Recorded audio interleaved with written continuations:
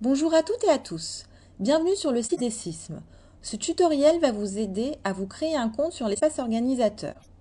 Lorsque vous êtes sur la page d'accueil, deux façons pour vous rendre dans votre espace.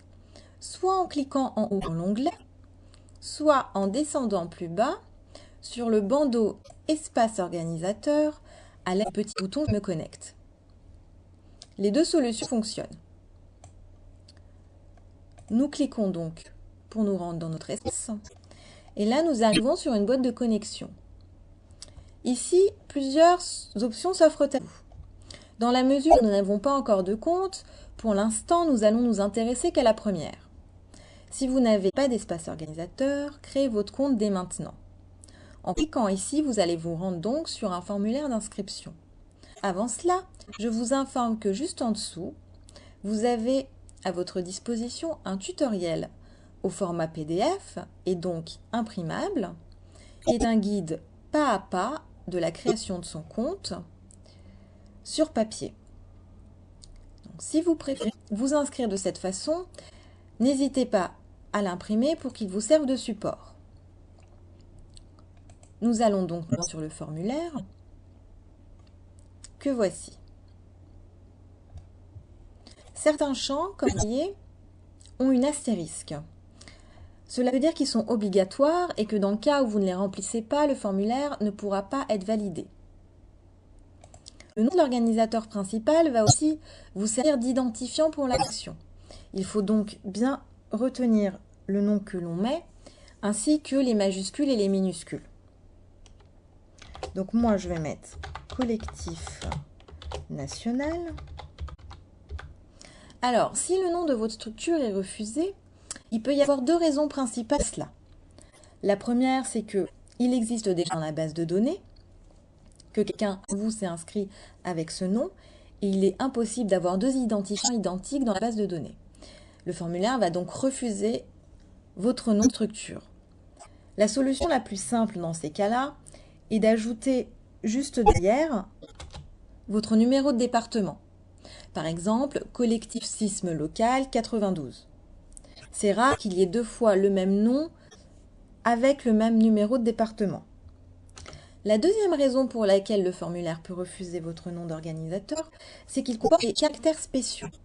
Il ne faut donc pas mettre d'accent aigu, grave ou circonflexe, des apostrophes ou encore des underscores comme celui-ci qui sont refusés puisque ce sont aussi des caractères spéciaux. Nous continuons donc notre inscription. Il faut mettre votre nom, votre prénom, votre email sur lequel vous recevrez votre confirmation d'inscription. Choisissez votre mot de passe.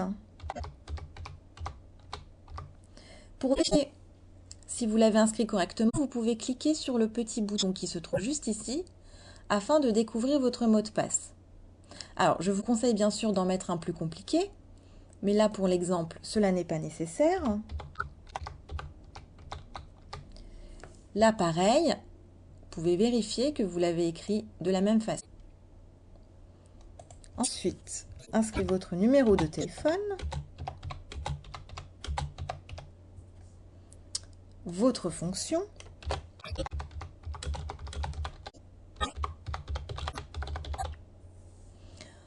en dessous, vous avez une liste déroulante de types d'organisateurs. Si votre type de structure n'est pas dans la liste, vous pouvez choisir Autre. Ensuite, vous avez les affiliations. Si vous êtes affilié à un ou plusieurs organismes membres du collectif national, vous pouvez cliquer sur plusieurs structures. Si vous n'êtes affilié à aucun membre du collectif, vous ne cochez rien. Vous envoyez le formulaire.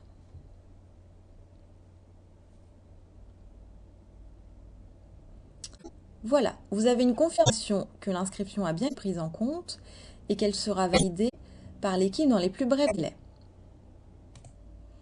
Les activations de compte se font en général dans la journée.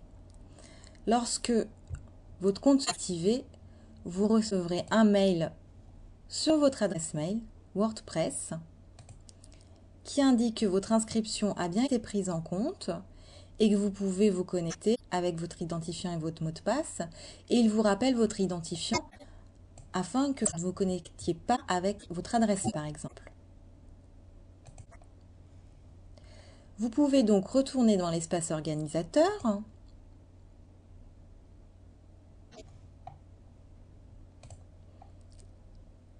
et vous connecter avec votre identifiant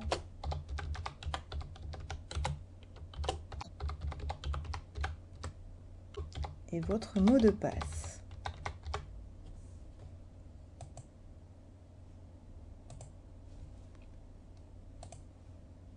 Il se peut que vous ayez des alertes de sécurité. Bienvenue sur votre espace avec votre tableau de bord.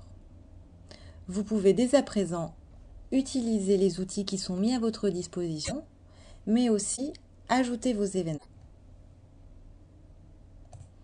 Je vous retrouve pour un prochain tutoriel